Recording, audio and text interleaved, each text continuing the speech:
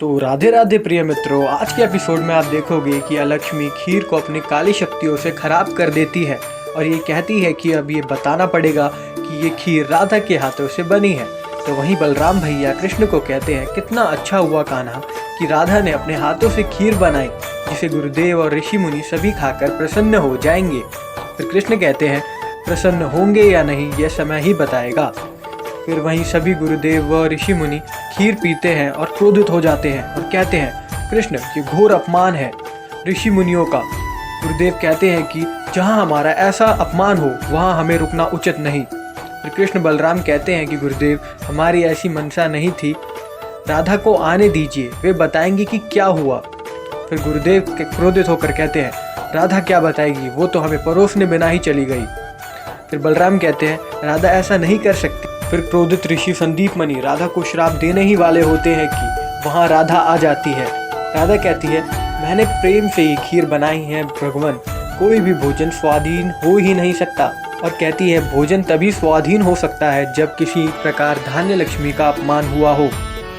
गुरुदेव ये बात सुनकर कहते हैं कि राधा तुम सत्य कहती हो। राधा कहती है कि ऋषिवर हम सबको धान्य लक्ष्मी से क्षमा मांगनी चाहिए। फिर वही दूसरी ओर वही शिवजी व पार्वती कहती हैं कि राधा ने कथा अनुसार धान्य लक्ष्मी की महत्वता को समझ लिया है।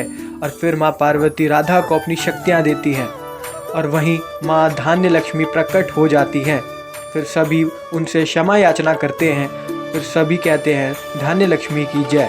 फिर राधा रसोई में आती हैं और देखती हैं कि सारे पात्र खाली होते हैं। फिर राधा तुरंत दाऊ को पुकारती है। फिर बलराम आकर वहाँ देखते हैं कि चमत्कार हो गया, यहाँ 56 भोग बने हुए हैं।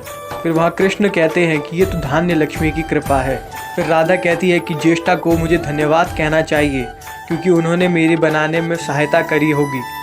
फिर कृष्ण कहते हैं, अवश्य। फिर वहीं दूसरी ओर शाम कहते हैं कि अलक्ष्मी आगे की योजना सफल होगी ना, फिर अब क्या होगा।